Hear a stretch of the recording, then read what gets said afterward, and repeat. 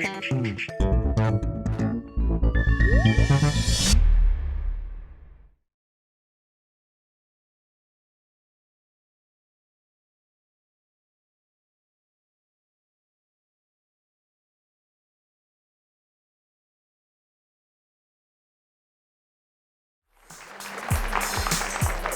everyone, and welcome to The One True Faith, the show that we say is the most disturbing hour on television. Now, our topic today is how Catholics have been betrayed and continue to be betrayed by the very people responsible for educating them about the faith. If you're wondering what I'm doing, I'll tell you in a little bit. But this problem is now so widespread, and so widespread that it's hard to know exactly where to even begin talking about it, much less how to actually solve the problem. Now, one thing is certain, that there are lots of people, see my glue and my happy face there? There are lots of people who really are missing out on the beauty of church teaching. As a matter of fact, the last 2 generations of Catholics have missed out on the beauty of church teaching. The truth is not being transmitted the way it should be, has not been for the last probably 2 generations, roughly 40 years or so. You can look around and see the effects of very poor education in the Catholic Church. The way you can see this is just by taking a look at how Catholics live their faith, or more to the point, how they don't live their faith.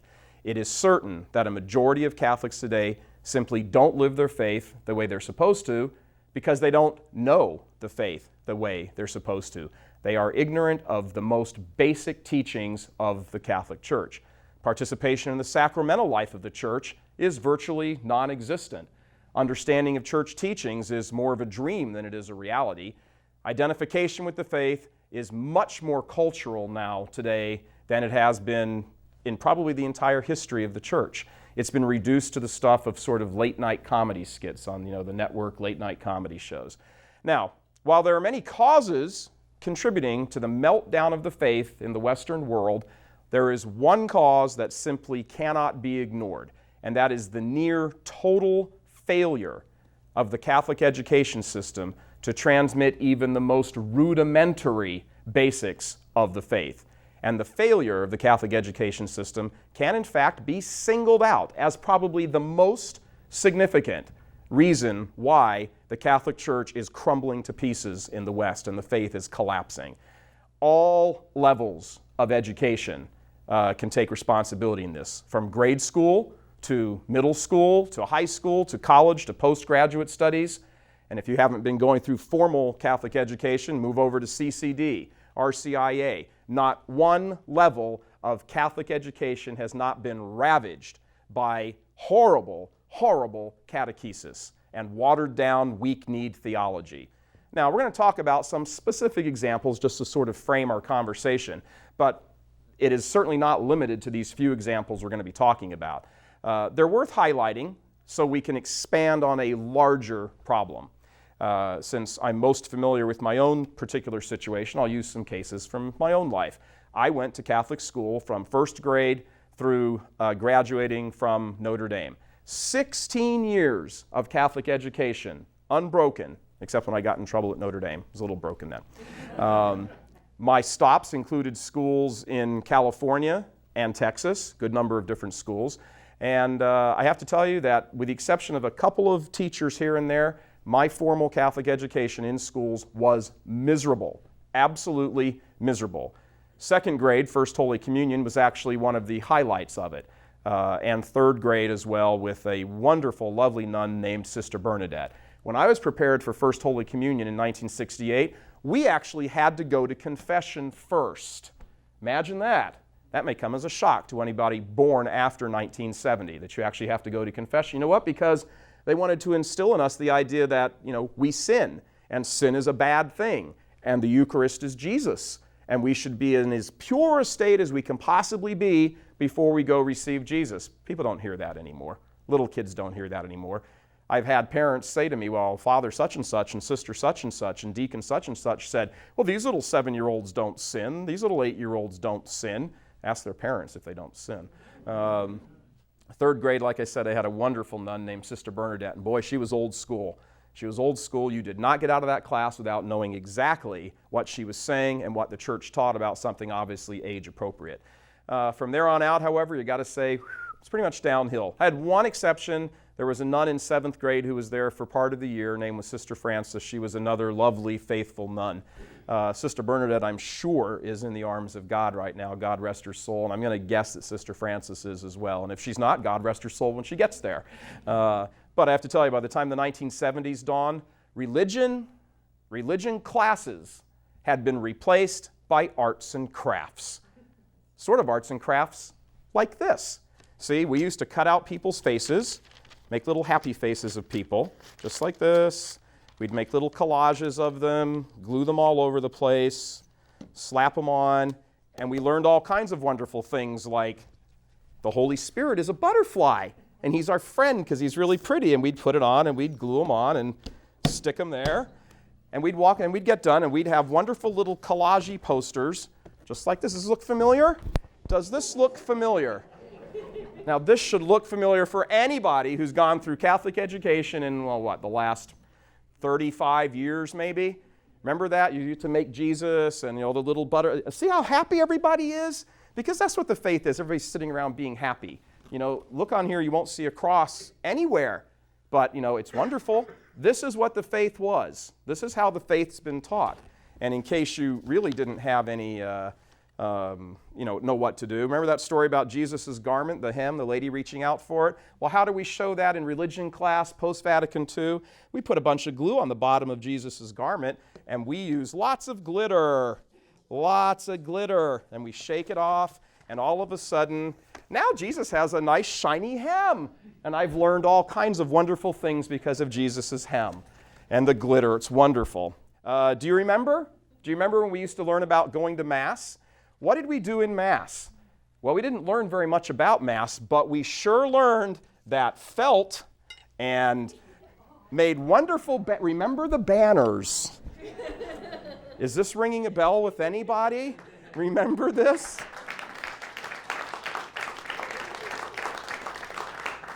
We made collages, we made banners, we made posters, we cut out people's happy faces, we put them all over, because this is what the faith handed down to us through the apostles from Jesus Christ himself got reduced to. A bunch of poster board and glitter and felt and silly little letters and words that nobody who was making these had any idea what they meant. Nobody. We learned that we were told to bring these into Mass. We used to process these into Mass. We had all kinds of new songs on guitars about holding hands and loving each other. No one ever told us what love was. We'd go to Mass and nobody ever told us what Mass was. We learned a whole lot, a whole bunch of new songs, like I said, but we never learned any of these meanings. We learned about peace. Everything's peace. Oh, so what's peace? Let's have peace with everybody. No one ever told us that peace isn't the absence of war, but it's a fruit of being in love with God. You never heard that, ever, anywhere. In high school, now high school, of course, our minds were able to absorb so much more. We didn't have to sit and play with poster boards and felt anymore, at least not past freshman year. But, yes, you heard right, poster boards freshman year. But, in high school, we never learned anything about theology. Heck, forget about theology. We never learned anything about logic or even the most basic catechism. We plunged right into incredibly heady topics that asked us to write papers about how we felt about certain ethical situations. Remember those? Your feelings. How do you feel? Remember that? Feel had to be the most overused word in religion class for my entire high school career. And I went to 2 different Catholic high schools and nothing changed. Same thing. How do you feel? How do you feel? My parents weren't paying lots of money for both my brother and I, who also had 16 years of Catholic education, and making all kinds of sacrifices to pay those bills so that we could sit down and write papers about how we felt. My parents didn't know, and of course we didn't know as students to go home and say, hey, Mom, Dad, they're teaching us silly stuff. What did you learn in school today? I love Jesus. I learned Jesus loved us. Oh, well, they're teaching what? That's good. That's good. Well, I didn't learn and loved us like this, but this is what we got. This is what we got. And if you went to Catholic school or CCD or any of those things, you know exactly what I'm talking about. This was the catechism for 50 years, 45 years. This has been it. Now, we weren't taught much at all. What we were taught was actually more destructive than if somebody had not taught us anything at all. You know, when you've got a young, impressionable mind and you start pouring junk into it, that down the road, that junk is going to create all kinds of problems, let me tell you, it's probably better to hear nothing than to hear something bad. We got these ridiculous textbooks. What a waste of money. What a waste of money. You'd flip through page after page and all you would see are the poster boys, the poster girls. That's all you'd see. People being smiley and having picnics. There's never a picture of a saint. There was never a picture of a pope, never any church history, nothing. It was like going through a journal of, what did some Americans think about God and how did they feel about him. This was religion class. I remember sophomore year, I had one class where the entire religion class, the whole first semester, was a 5-step problem-solving process. That's what we talked about. For whatever your first semester is, 4 months? 4 months, we had to memorize 5 steps to solving a problem. Had nothing to do with religion, but boy, can I solve a problem. I can solve a problem here like nobody's. But nowhere in this 12 years of Catholic education did I ever hear about the cardinal virtues, the theological virtues, the precepts of the church, the corporal works of mercy, the spiritual works of mercy. But I'll tell you one thing, I sure could put a poster together. You need a banner? You need a banner? I'm your man. Come to me. Voris banners right here. Religion class got replaced with arts and crafts. What an absolute waste of my parents' money. What an absolute waste of my parents' money and tons of others' parents' money. Particularly our age group, like in the 40s, we were sort of the first wave to get rolled over by this stuff, and parents were probably very unsuspecting about this. My suggestion would be, if there was a way to file a class action suit, this ought to make me very popular. If there was a way to file a class action suit, parents should go back and sue the diocese and sue the religious orders for false advertising because they sent their children to Catholic schools so that their Catholic students would learn the Catholic faith, and the schools didn't teach it and the kids didn't learn it. And you should go back and sue for your money.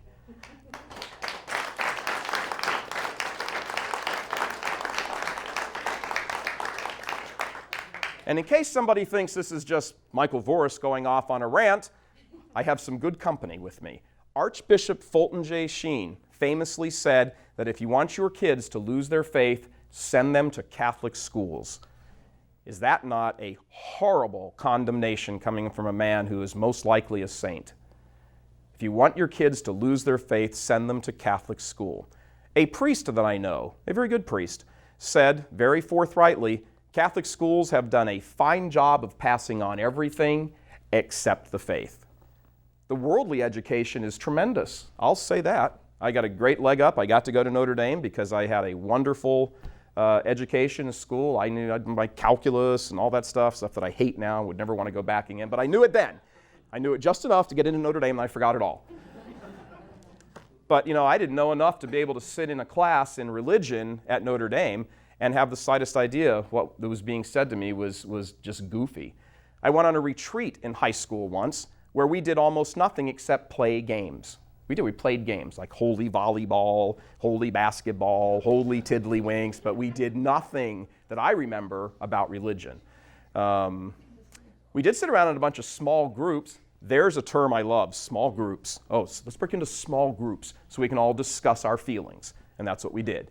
We discussed our feelings. A bunch of 14 and 15-year-olds sitting around discussing feelings. 14 and 15-year-olds don't have feelings.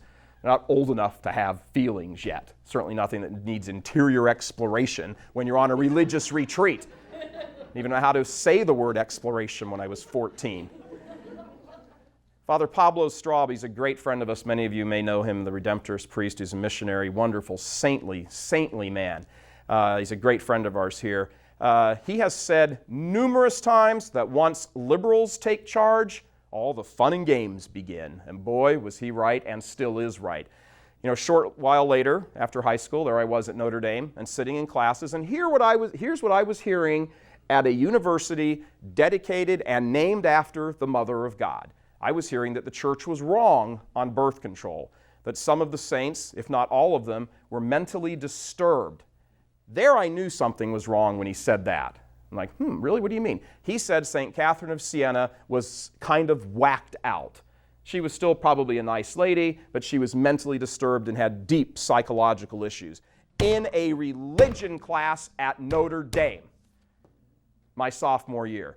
I also heard in another class that the Pope should be considered in your moral choices. But, you certainly don't have to listen to much to what he says any more than anybody else telling you something. He's a good man. He's a good man, but you don't really have to listen to him more than anybody else. Make up your own mind. That's what I heard. We also heard that premarital sex was okay if you loved the other person at a university named after the Mother of God. I sat in the front row of a chemistry class my freshman year during the 1980 election campaign, and Father Ted Hesburgh, the icon of liberal Catholic education, who signed my diploma, came into that class and said that abortion was bad, but it was not the first thing we should be thinking about when it comes to morality and voting. That was almost 30 years ago. See how long this stuff has been going on. He was as close to me as you were because I was sitting in the front row. And here he was, white-maned, Father Hesburgh, telling us that abortion was just one thing among many. Among many. I wonder if he'd have thought that if his mother would have aborted him. Now, while these are my personal experiences, I have to say that I wasn't the only one present. There were other kids sitting in the classes that heard them too. And I'm also willing to bet, based on everybody else's sort of head recognition and head nodding, that the classes I was in weren't the only classes these things were being said in either. I suspect whole classes of people were hearing this mockery of the faith. In high school, a religion teacher who we later found out was a lesbian was praising, at the time, what was the new technology of in vitro fertilization. She was praising it. She never mentioned that in the course of in vitro fertilization, other human beings are destroyed, and she never even bothered to consider that the church condemned it. Never a word, nothing, zero. Now, we decided to produce this segment of the One True Faith and call it Catholic Traitors because of a discussion I had with a couple of young women who had gone through some Catholic education. They'd been through a CCD at a local parish here. I asked them what single most important aspect or teaching about the faith had they learned in 8 years of CCD. I just wanted to know. You hear all this stuff all the time about, the young people, the John Paul, the this, the young. I said, well, okay, here's some young people. Here's an entire generation separating them from me. So I said, well, let's see if there's been a change in the generation. So I said, what's the single most important thing that you can recall to mind about what you heard? Neither one of them had any answer for me. 8 years of Catholic CCD, they couldn't tell me anything. They're preparing for the sacrament of confirmation. The only answer that one of the young women, they were, I think it's 18 and 19 if I remember their ages correctly, the only answer that one of them could give me was that Jesus loved us and that the glitter was sticky. That was the answer. That's pathetic. The other young woman learned how to make an Advent wreath. 8 years of Catholic education, she learned how to make an Advent wreath. When I asked her what Advent was and why it was important, that's the answer I got. It's because before Christmas? It's atrocious. Another case, this one from a Catholic high school, is of a young girl, so we've gone through the entire high school, was raised Catholic, but during her time in that school, she became a Buddhist. She's not alone. A clear majority of teens in the school, as I hear this from teens in that school who come up and tell me, a clear majority support abortion, and many of them admit to being sexually active. In some cases, their parents know it. In other cases, their parents don't. And I'm sure this school is not alone. Most Catholic high school kids don't go to Mass unless they have to. Next time you're in Mass on a Sunday, look around and count on your one hand the number of high school kids who are in Mass. One hand. Unless they're standing there with their parents, you won't see them. Unless it's some kind of weird Mass that has all kinds of crazy music and rock bands and everything else, which by the time they're done being there is virtually like not being at Mass at all, because all they hear is let's dance around and sing and have songs and hold hands and wave and listen to the music and clap and cheer. That's a concert, folks. That's not Mass. Now, when we come back, we're going to continue on this vein, and we're going to talk about how this has penetrated up to higher levels in the church and what's being done about it, if anything. We'll be right back.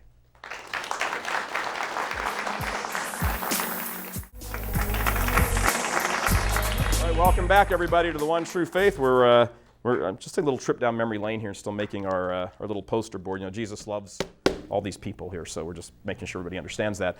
At another high school, there was a recent assignment in religion class where the assignment was write a paper, this is to high school sophomores, write a paper on which teachings of the church you disagree with and what you would do to change them. Isn't that wonderful? You know, I just love involving all the people. It's nice to know how inclusive we are these days. No more guilt, no more sin. Gosh, we've come such a long way since Jesus, haven't we? Now, I haven't mentioned the name of this school, this particular school, because I don't want to focus on it, because it isn't the problem. What goes on in it goes on in tons of Catholic schools all over the country. They wonder why they're closing down, huh? You know what? Because you can go pay $8,000 or $9,000 or $10,000 a year in tuition and get a much better secular education, and quite frankly, you should. At least your kids aren't going to have their minds polluted, or rather their souls polluted. Now, give you another example here. What happens to these kids after they leave? Well, you don't see them at Mass. If they graduate from high school, you don't see these kids at Mass. A bunch of us were out to dinner one night, some friends, and we were talking about theology, go figure, and a waiter, he was probably, I think he told us eventually he was like 23 or 24. He was sort of overhearing the conversation. He was our waiter, and he kept sort of coming back and, kind of taking an extra amount of time to like pick up the dishes and all this, and he was listening. And he said to us at one point, he said, hey, I'm just sort of listening to your conversation. He kind of joined in, when he could. He had a bunch of tables to take care of, but he was hanging around us as much as he could. And he said he really enjoyed the conversation. He didn't hear much things like that very often. It was usually just whatever, talk about other stuff. But next time you're out to dinner, by the way, remember the waiters have ears. And mouths. So he hung around, and he sort of pulled up a chair when all of his work had died down for the night. And he visited with us for like 10 minutes or so. And he told us he'd gone to Catholic high school, a local one here, and had and didn't believe anything about the church anymore. This is about probably 4 or 5 years out of high school. He now he'd read a lot of spiritualism stuff from the Far East, and now was confirmed in that, believed that, and didn't believe anything the Catholic Church taught. It was interesting that as we talked to him and said, well, what about this one? And started challenging his sort of basic assumptions about the church, he kept getting quieter and quieter and quieter, and finally started resorting to saying, well, I didn't know that. Well, I hadn't heard, really? Well, that's not what they told us. Well, I hadn't heard that. And finally his conversation turned into that, just I don't know. I never heard that. That's pathetic. It's disgraceful. It's disgusting. This is a soul being destroyed at a Catholic school. It's a victim of somebody else's agenda because that person or that committee or that theology department has their own personal bones to pick with the church, and they'll pick those bones over the soul of the students entrusted to them. Now, we can go on with this list of casualties forever. I'm sure there's not a Catholic around, a good, faithful Catholic around, who doesn't know dozens, maybe hundreds of these stories. But the problem is that it's not being seriously addressed. Even today, those 2 girls that I spoke with, those 2 young women, had just left this program not 6 or 8 months earlier. It's still not being addressed. Nothing's being done to fix this. Little quarters here and there, but where the problems are remaining. And they're getting bigger and bigger. It's ridiculous. The situation's gone on for so long that children who were not taught the faith have now grown up, become parents themselves, and are sending their children into these situations where they're not hearing the faith. Had I known when I was 10, 12, 13 that all this stuff was weird, I could have gone home to my parents and said, hey, Mommy, Daddy, guess what? I heard that. Maybe I didn't call them Mommy at 13, but I could go home and say, hey, Mom, Dad, I'm shaving now. There is sister such and such said blah, blah, or brother such and such said this or that. I can imagine that in probably that amount of time, my mom or dad would have been on the phone. What are you telling my son in religion class? But now, a whole generation later, the kids don't know that what's being told to them is wrong. And if the kids went home and told the parents wouldn't know it was wrong. It's so long has the problem gone on now that people don't know that what they're hearing isn't the truth anymore. You go to a Catholic school and you expect you're going to get Catholic teaching. I don't think that's an unreasonable expectation, unless you know what goes on in most Catholic schools today, and then it is an unreasonable expectation. Now, if your child grows up, gets out of high school, goes on to college, you send them on to college, a Catholic college or university, watch out. Their first class could be Atheism or Agnosticism 101. Catholic college kids are routinely subjected to a barrage of anti-Catholic venom in theology classes taught by atheists or non-Catholics. This is par for the course, because the heretical mindset that has taken over on an institutional level in many different aspects of the church's life has nestled in and become encrusted in Catholic higher education. Sometimes it's a priest or a nun with an axe to grind, but it's almost always at least a professor who disagrees with church teaching. And generally, I think it's a pretty safe assumption, the reason they disagree with the church teaching is because they disagree with it in their own life. They don't want to do this or do that. So they're going to get up and try to do a safety in numbers thing and get everybody to think like them. They're wolves. They're wolves attacking the sheep. I was back at Notre Dame for my 25-year reunion this past summer. And again, I do this a lot. I see how things are, talk to people about the faith. It's what I do. It's my job.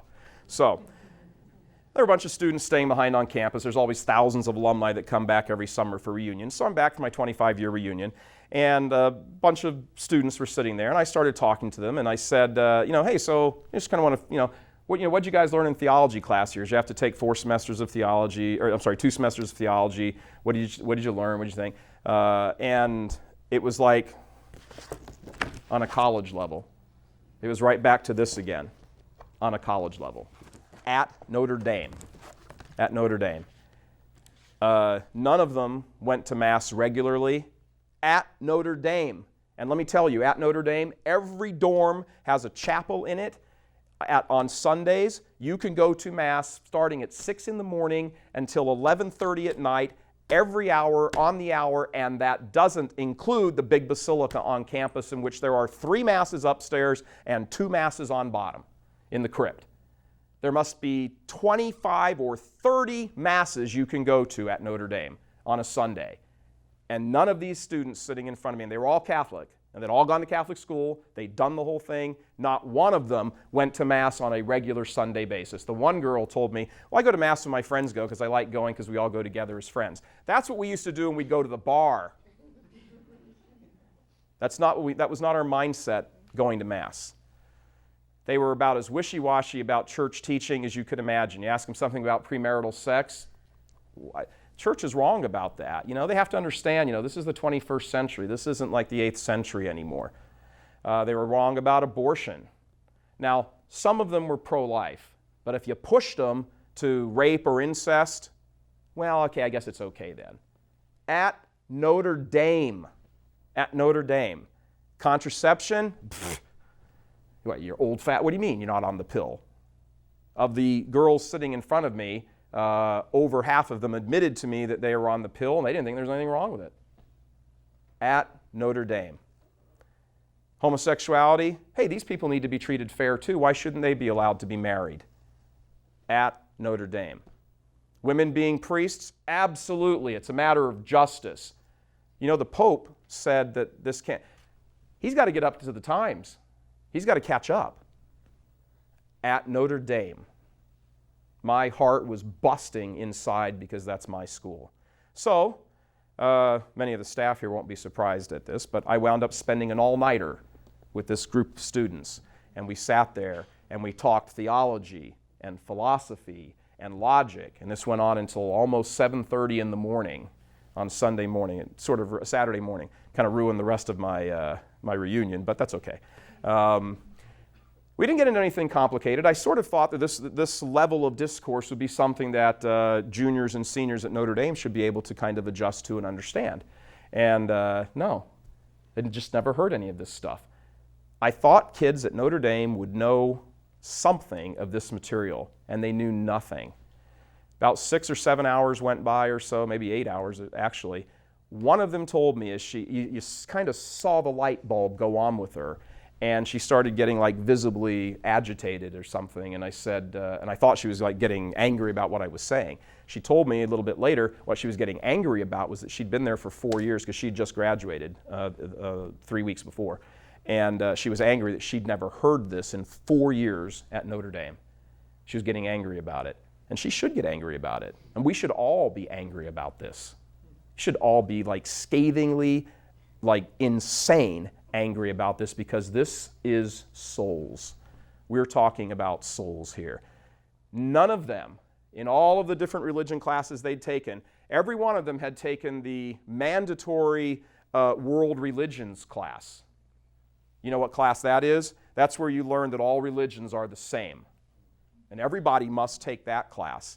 Then you can take another class. You have to take one more class of your choosing. You can also take more theology classes. A couple of them had, because they thought it was interesting. They didn't think it had anything to do with the salvation of their souls, but they thought the topics were interesting. None of them had read St. Augustine. One of them looked at me like I had 4 heads when I said St. Thomas Aquinas. He goes, who? I said, Thomas Aquinas. You went to Notre Dame for 4 years and you never ever heard the name Thomas Aquinas? No, what about him? Wow, at Notre Dame. They'd never even read any of John Paul's writings. Probably the most written pope in the history of the church, or pretty darn close. And they'd never even read one word in class of his writings. Now, another said, that she liked going to Mass because she was going there with her friends, and they decided, this is a fun thing to do, let's go. They'd heard something about the real presence. That rang a bell with one of them, but he couldn't exactly remember what it meant. And as I talked to him about it, he said, that's a symbol for Jesus, right? Like the Last Supper at Notre Dame. At Notre Dame. They said they'd had absolutely no preparation in high school for the kind of classes that they wound up getting at Notre Dame. And I asked them the question, why? What were you studying in high school? And you could have taken the breath out of my body. We made collages in high school. That was his answer. In high school, at least we didn't make them in high school. We made them in 6th grade. We made collages in high school. The devastation that the Catholic education system has gone through is not limited to the formal areas of education, actual going to classrooms and schools. RCIA programs all over America are an absolute disaster. They're an absolute disaster. They're little more than just sort of a rehash of different people's personal agendas. And in one essence, they're sort of a joke. A friend of mine had just gone through a RCIA program, and less than 2 months after coming out of the program and coming into the church, she was talking about her and her husband having a baby in vitro fertilization.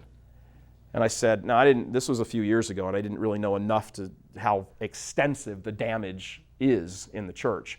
But I did know that it was wrong, and so I said to her, you can't do that. That kills, other babies are killed in that process. That's how it's done. You mix all the sperm and eggs together, and you take 2 or 3 or 4, whatever you think are the best. The others you flush, or now they probably use for research. And the others you implant, and then you kill 1 or 2 of them, and that's how it's done. You're killing human beings. And she said, I never heard that. Never heard about that in RCIA. I'm like, well, what did you hear? I heard Jesus loves me. I heard Jesus loves me. Heard all about peace. Heard how war is a bad thing. Never heard a word about war on unborn children, though. So what's the big picture here? There's a generation of parents who have been betrayed by Catholic educators. And now there's a generation of students on top of their parents who have likewise been betrayed by Catholic educators. These parents are sending their children to Catholic schools and programs where they learn nothing about Jesus Christ. They learn nothing about the faith. They learn nothing about what Jesus Christ, our blessed Lord, came to earth to do. They hear nothing. In fact, they're being taught things that it's probably better they didn't hear at all. Stop sending them to schools that are polluting their minds and distorting them and making them lose their souls. It's disgusting and it's disgraceful. Many of these people then go on to hear and discuss things at Catholic colleges, where they get the same garbage regurgitated to them again. Catholic college professors everywhere. Church is wrong here, church is wrong there. When you get done, the church is essentially wrong with everything. It's a nice place to have a party. You want to bring your little child along for baptism? Hey, we'll have a great little baptism party afterwards. We'll have a great confirmation party. Hey, First Holy Communion, write a check for $25, $50, $100, pass on. That's it. And that's it. And the second they get old enough to drive, you never see them in the church again. This is education? This is education? Georgetown University openly supports pro-abortion and pro-homosexual student groups. Openly. And if you're a pro-life group on campus trying to get official university support, good luck, because you won't get it. Fordham University in New York honors a U.S. Supreme Court Justice, Stephen Breyer, personally responsible for the deaths of millions of babies. And they give this guy an award at Catholic Fordham University. St. Louis University gives platform after platform to pro-abortion Catholics. Notre Dame keeps allowing the presentation of a disgusting play called the Vagina Monologues. Every year they go through this big soul-searching academic freedom versus church teachings of the church interior struggle every year. And every year they allow the Queer Film Festival to play on South Quad so students can be exposed and open and try to understand all points of view. It's lies, it's filth, it's from Satan. All of it is from Satan. To young minds in college who have never heard the truth, have never heard accurate teaching, they are confirmed in their fallacies that they got when they were making poster boards and banners. They're confirmed in that. Now, church leaders who stand around wondering why churches are empty puzzle me. What are you wondering about? What are you wondering about? They come up with clever-sounding marketing schemes to get people to come back. Catchy little phrases every Lent. Come back. Come home. Welcome home. Welcome home to what? You drove them out with your garbage. You never told them anything to begin with. What do you expect they're going to come back to? And if they come back, what are they coming back to? More pablum. More dispassionate preaching from the pulpits that would cure insomnia. It's disgusting what they've let the church become and poured this into the minds of the young people. This is betrayal and treason of the highest order. The first instruction our Lord gave His disciples was to go out and teach. And they do not teach, they pollute. And they sit on this cesspool of pollution and let people's minds become corrupted and their souls head to hell.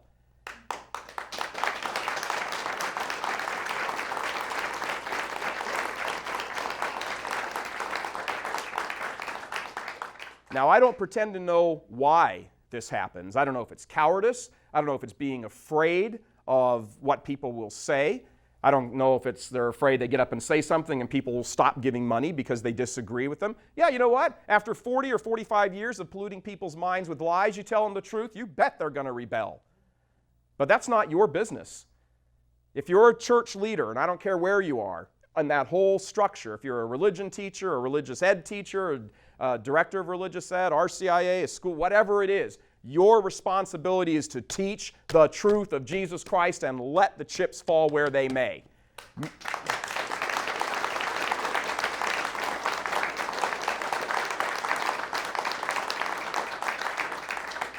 Millions, probably tens of millions of youth have been deprived of the splendor of the truth.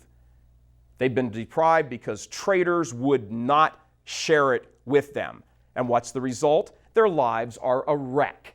They contemplate suicide. They run around and have sex. They debase themselves. They have psychological problems left. They don't see themselves as anything good. They think their lives are worthless, so they engage more. And they don't know that there's an answer and a way out of it. And I'll tell you one thing. If I was a person having to stand in front of Almighty God and account for this and have these people's souls on my hands, I don't know where I would look, but I sure know where I'd wind up throwing myself. There is a price for treason in this life, and it's death. I can't imagine that the price for being a traitor about the faith and the teachings of Jesus Christ isn't eternal death. Whatever is holding you back, if you're a teacher of the faith, you don't be afraid to say it. Our blessed Lord himself said, "Do not fear him who can destroy the body, but fear him who can destroy both body and soul in Gehenna."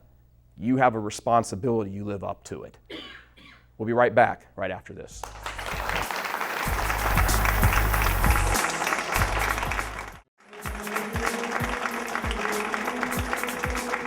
Welcome back to the One True Faith. We're talking about Catholic traitors, meaning the Catholic education system, which has been a near failure for passing on the faith. This is the part where we talk about questions and answers from our studio audience. Good evening, sir. What's your name? Where are you from? My name is Kevin. I'm from Harrison Township. Hi, Kevin. How are you? Hi. Doing fine. What's your question? Question is, what can common lay folks do to begin to retake our Catholic education system? Or any simple strategies we can begin to implement? As I said to John earlier, the very first thing to do is we have to know the faith. Every one of us must know the faith. We must know the faith, first of all, because we want to know the faith. If you want to love God, you can't love what you don't know. Why don't you want to know? That should be a question that bothers people. You want to know the person who you're in love with. You want to know about your children. You want to know about your spouse, your husband or wife. Why don't you want to know about God? Because perhaps no one's really told you enough to excite your imagination and your intelligence, your intellect about him. But that's always the first thing you have to do. That coupled, the intellectual with the spiritual. You pray and you learn, and these two things go hand in hand. And as you're doing all of this, then you'll start to spot, wait a second, that's wrong. Wait, that's not right. That's only a half-truth. And when that happens, then whatever the particulars are of your individual circumstances, who's saying it, when's it being said, how's it being proposed, who's it being proposed to, you have to stand up and you have to defend the truth, period. Now, that doesn't mean you come swinging a sword like I probably would. Maybe it does. Maybe it does. I'm only kidding, sort of. Maybe it does require that. Maybe it doesn't. Who knows? But it depends on what the individual circumstances are. But I heard a priest say in Mass one time, a priest said in Mass that there is no formal teaching of the Church on the perpetual virginity of Mary. Father, I'd like to show you the catechism of the Catholic Church. You see right there, we do have a formal teaching about that. A priest didn't know that, or said he didn't know it. So you have to do what you have to do, and whatever it requires. We are all at the service of the truth, whatever it is. I wish I'd have known at Notre Dame when I was an undergrad what I know now. There'd have been hell for leather in those theology classes, let me tell you. Thank you. Thank you.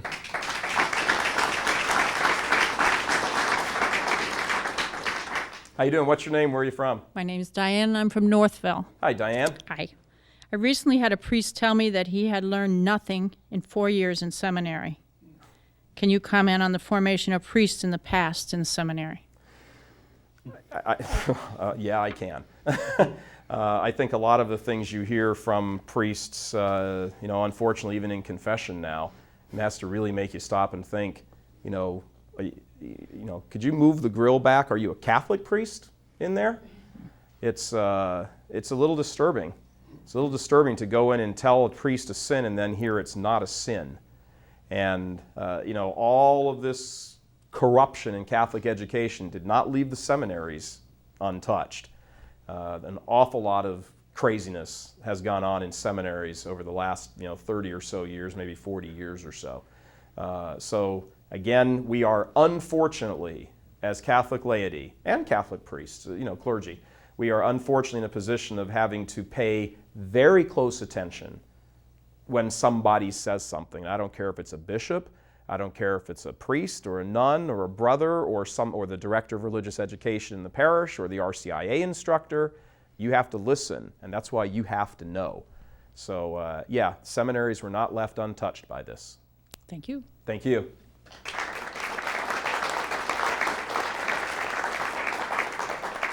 Hi, what's your name? Where are you from? Hi, my name's Mary. I'm from Detroit. Hi, Mary. Hi. About 20 years ago, I was called in to take over a confirmation CCD class where the kids, 13-year-old kids, did not even know the Apostles' Creed or the Our Father. The one I took over, they didn't even know there were 10 commandments. Now it's this generation of people who are now coming out of the seminaries, and by some miracle of grace, a lot of these guys are coming out really Catholic. And I am wondering if you think that the horror you've been describing through this is going to be changed at the grassroots level by these priests coming out at the parishes. You are Peter, and on this rock I will build my church, and the gates of hell will not prevail against it. That's the answer. Okay. They will try, but they will fail.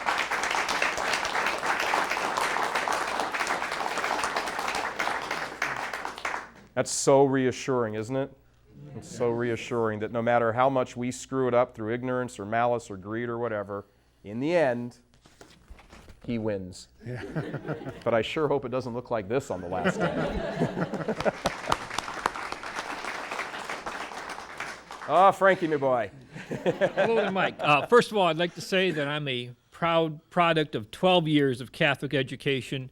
And in my high school, we actually learned apologetics, although back then it was just called defending the faith.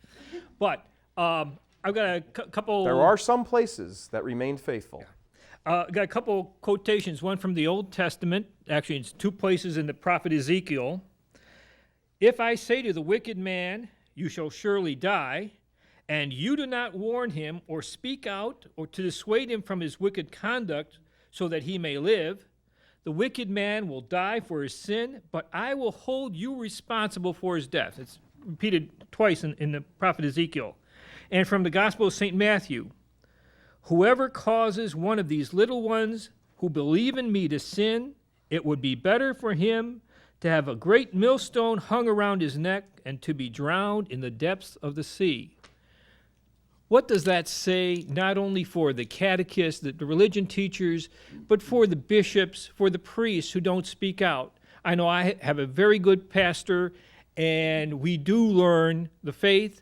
We have good religious education director, and we study the Bible. The kids in the elementary school study the Bible. But what does it say to the kids and to these people responsible who don't take that responsibility seriously? I don't think you need a degree in Greek or Hebrew to be able to translate that and come up with anything other than what it says. You should be terrified. You should be terrified if you have the soul of someone in your hands that's been entrusted to you because of a gift and a grace you've been given. And not only do you refuse to pass that grace and that truth and that gift on, but you take it away and you give them poison, and you got to stand in front of Almighty God one day. You know what? He's not going to like this very much.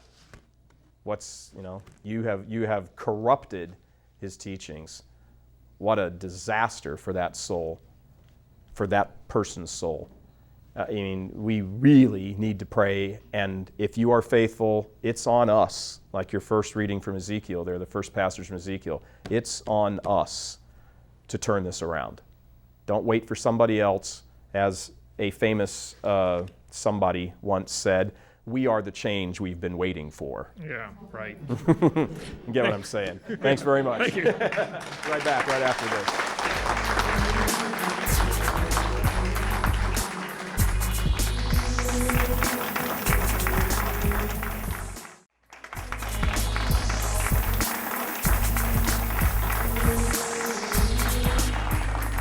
Quick closing thought. If you are somebody who has fallen into this trap of sort of complacent teaching, being somebody who's just like, oh, yeah, kind of, I don't want to be invested, kind of a lukewarm thing, stop. Stop and think about what you have in your hands. You have souls Almighty God has entrusted to you. Take those souls and give them back to God. Give them everything that you are supposed to give them.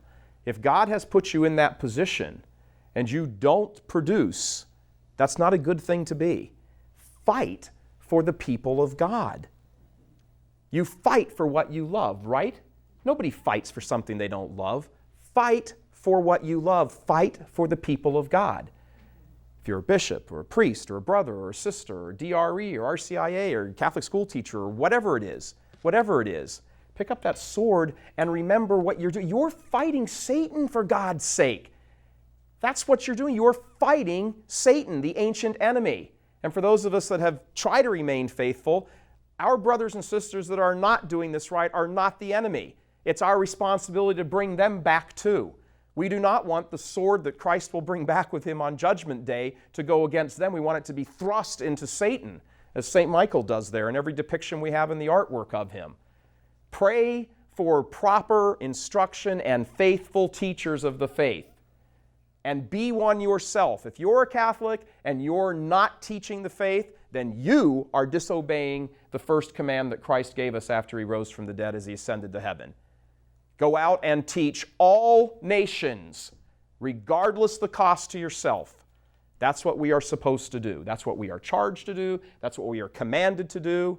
That's our purpose for being here on earth, to get other people to heaven, no matter the cost to ourselves. Because whatever it costs us, we'll have the best deal that you could ever imagine.